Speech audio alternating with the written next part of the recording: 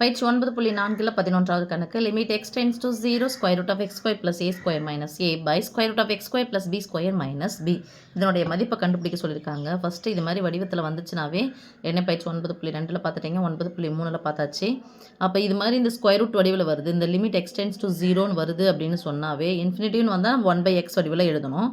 இது மாதிரி வந்துருச்சு அப்படின்னு சொன்னாவே ஃபஸ்ட்டு இதை எப்படி நம்ம எழுதலாம்னு சொல்லுங்கள் பார்க்கலாம். லிமிட் x tends to 0 இந்த ஸ்கொயர் ரூட் அப்படின்னு சொன்னால் சம அர்த்தம் x square plus a square the whole power ரூட்டுன்னு சொன்னாவே அடுக்கு 1/ன்னு அர்த்தம். இங்கே ஸ்கொயர் ரூட்னா ஒன்றுமே இல்லைனா மூலவரிசை என்ன இருக்குன்னு அர்த்தம் 2பா. இப்போ இதை அடுக்கு 1/2ன்னு எழுதணுமா, இதையும் அடுக்குன்னு எழுதணும், நம்ம 1/2ன்னு எழுதணும். ஆனால் அங்கே என்ன தான் இருக்குது, அடுக்கு 1 தான் இருக்குது. இப்போ அறையை நான் இது பண்ணேன் அப்படின்னு சொன்னால் இங்கே ஸ்கொயர் ரூட் பண்ணியிருக்குன்னு அர்த்தம். அது அடுக்கு 1/2ன்னா ஸ்கொயர் ரூட் பண்ணியிருக்கேன். அப்போ ஸ்கொயர் ரூட் நான் புதுசாக எடுத்தேன், என்ன பண்ணி ஆகணும்னா ஸ்கொயர் எடுத்தாகணும்.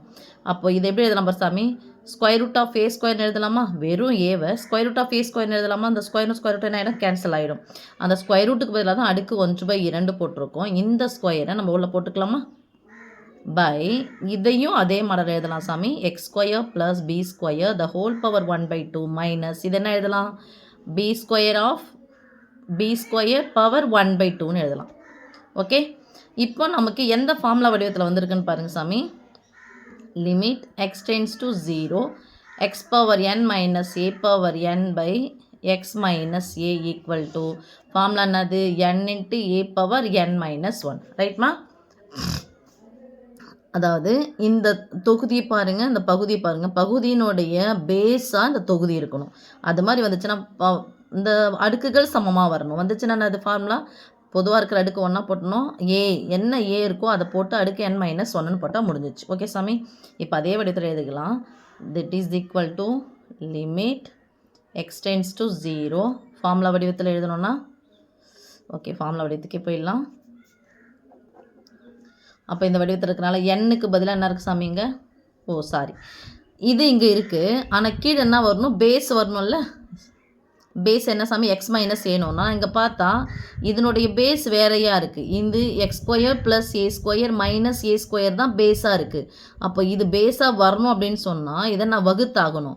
வகுத்தானா அதை நான் பெருக்கணும். அதனால் அதுக்கு முன்னாடி நான் பார்க்க போகிறது என்னென்னா, இது தனியாக ஒரு செட்டப்பில் இருக்குல்ல, x square plus b square, இதுவும் ஒரு ஃபார்முலா பேஸில் நமக்கு இருக்குது.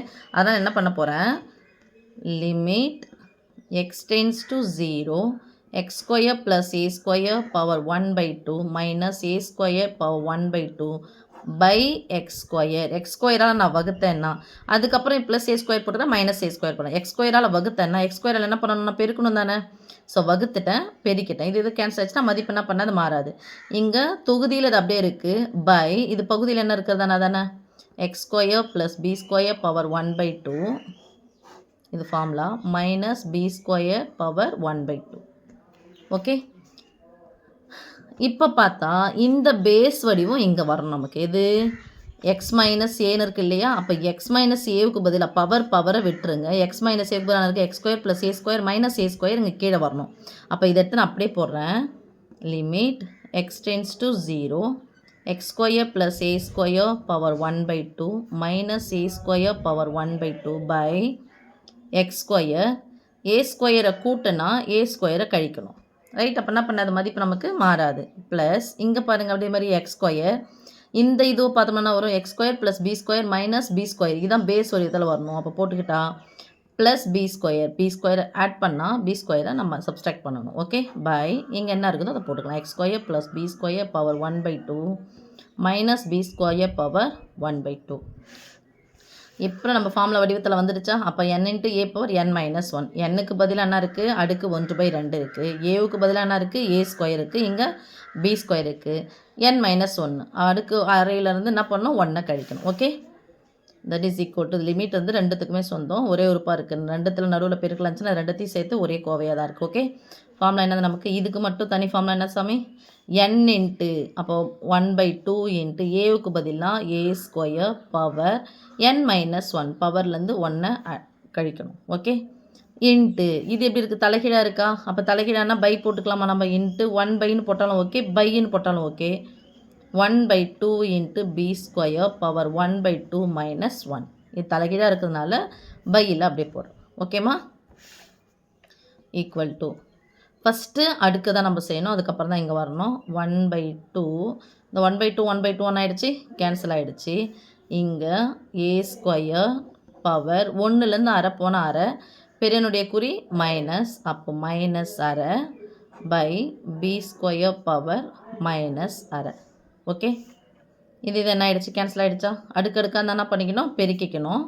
அப்போது 2 × -1/2 கேன்சல் ஆகிடுச்சா? -1 வரும்ல, equal to a power -1 by b power -1. அடுக்கு மைனஸ் இருந்துச்சுன்னா மேலே போனால் என்ன ஆகிடும், plus ஆகிடுமா?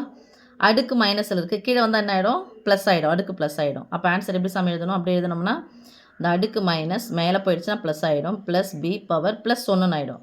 Plus into B power -1 என்ன ஆகிடும், +1 ஆகிடும். இங்கே ப்ளஸ் ஏ பவர் -1 இருக்குது, அது கீழே வந்துச்சுன்னா என்ன ஆகிடும், ஏ பவர் -1க்கு பதிலாக +1 ஆகிடும். அப்போ ஆன்சர் என்ன சாமி நமக்கு, B/A. ஓகே.